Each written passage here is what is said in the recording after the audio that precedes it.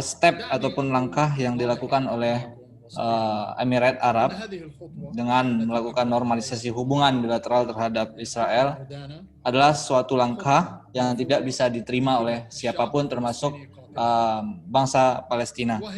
Karena langkah normalisasi ini hanya akan menguntungkan Israel, Bagi rakyat Palestina, langkah yang diambil oleh Emirat ini adalah sebuah pengkhianatan, tidak memberi manfaat dan keuntungan apapun bagi bangsa Palestina dan perjuangan rakyat Palestina. Bahkan bisa kita katakan bahwa apa yang dilakukan oleh Emirat ini bagaikan tusukan yang sangat keras di belakang pundak kami yang dilakukan oleh Emirat.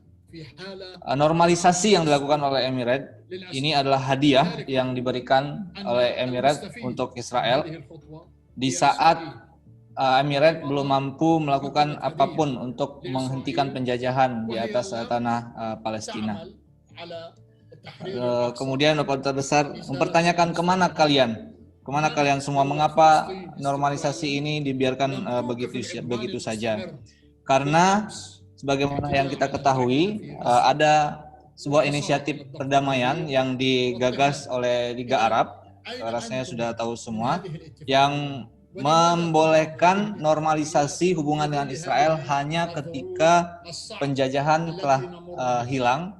Artinya ketika bangsa Palestina dan negara Palestina sudah betul-betul merdeka, setelah betul-betul mendapatkan hak-hak mereka semuanya, barulah boleh bangsa-bangsa Arab ataupun negara-negara Arab melakukan normalisasi hubungan dengan Israel. Akan tetapi yang dilakukan Emirat ini di luar daripada inisiatif itu sendiri. Kenapa kok bisa Emirat berjalan sendiri keluar daripada inisiatif itu sendiri yang telah disepakati oleh semua negara-negara Arab dan bahkan negara-negara organisasi kerjasama Islam atau OKI.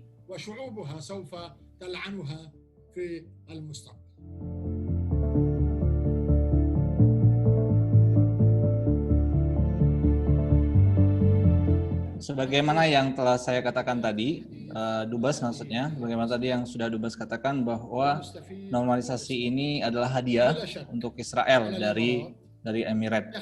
Tidak diragukan lagi bahwa normalisasi ini mencakupi kerjasama di begitu banyak bidang yang sudah bisa dipastikan bahwa memiliki volume ataupun daya investasi yang begitu besar. Israel juga sangat giat dalam mencari kapital, dalam hal ini para investor untuk masuk ke negara mereka. Nah, kenapa Emirat tidak melakukan investasi dan sebagainya di wilayah Palestina saja jika benar-benar ingin membantu rakyat Palestina?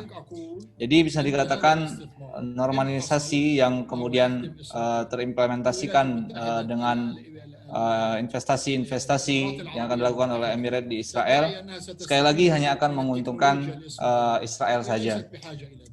Emirat mengklaim bahwa mereka akan mengambil manfaat dari beberapa bidang dari negara Israel seperti teknologi, pertanian, dan sebagainya.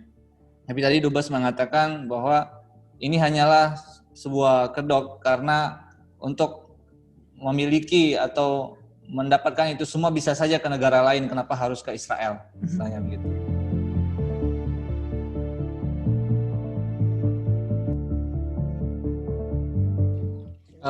Kebijakan Donald Trump, Presiden Amerika saat ini tidak diragukan lagi bahwa semua kebijakan Trump tidak pernah untuk maslahat atau kepentingan rakyat Palestina.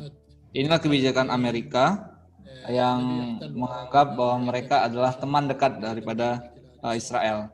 Amerika selalu beranggapan bahwa ini adalah sebuah pencapaian ketika mereka bisa melakukan sesuatu untuk Israel, karena itu akan bermanfaat untuk kepentingan mereka, yaitu memperluas pengaruh mereka di Middle East.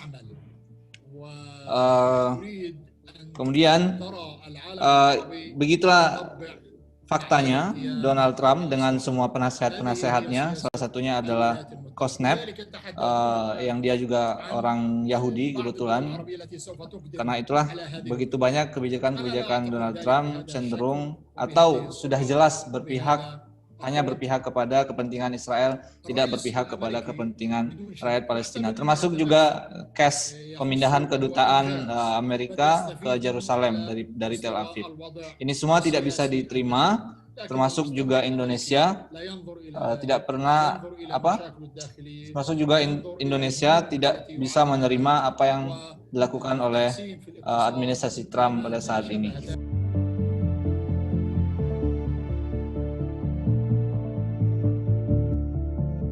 Ya begitulah faktanya bahwa selama ini Amerika selalu berusaha dan akan selalu berusaha untuk mengajak semua negara Muslim ataupun negara lain yang belum memiliki hubungan dengan Israel untuk segera memiliki hubungan dengan Israel, karena dengan itu artinya mereka merecognize atau mengakui eksistensi Israel sebagai negara. Sampai saat ini masih banyak yang menolak untuk memiliki hubungan dengan Israel, termasuk Indonesia. Jika memang ada sebuah negara yang ingin memiliki hubungan bilateral dengan hubungan diplomatik dengan Israel, itu pastikan dulu bahwa Palestina sudah merdeka. Maksudnya pastikan dulu bahwa Israel tidak lagi menjajah tanah Palestina dan menyerahkan semua hak-hak rakyat Palestina. Setelah itu barulah mungkin kemudian bisa dibicarakan jika memang sebuah negara ingin membangun sebuah relasi diplomatik dengan Israel, dan itu menjadi hak prerogatif kebijakan luar negeri negara tersebut. Kemarin sempat diklaim oleh Emirat bahwa normalisasi ini dilakukan untuk meng-cancel atau membatalkan rencana aneksasi Israel atas tanah Palestina. Tapi tadi Dubes menekankan bahwa rencana aneksasi ini ditunda atau dibatalkan itu hasil dari tekanan yang muncul dari komunitas internasional. Salah satunya adalah dari European Union atau EU yang mengancam akan mensanksi Israel jika itu terjadi, kemudian dari negara-negara OKI dan komunitas internasional lainnya. Jadi bisa kita perjelas di sini bahwa penundaan rencana aneksasi bukan karena normalisasi hubungan Emirat dengan Israel, akan tetapi jauh sebelum itu sudah ditunda karena adanya berbagai tekanan dari dunia internasional. Bahkan Israel sendiri melalui statement Perdana Menteri Benjamin Netanyahu mengatakan bahwa rencana aneksasi is still on the table, masih di atas meja dan akan terus akan tetap direncanakan. Jadi tidak ada penukaran atau pembarteran antara normalisasi dan pembatalan rencana aneksasi. Kemudian tadi Dubes meminta untuk semuanya berhati-hati dengan Israel ini, karena begitu banyak propaganda yang disampaikan oleh Israel.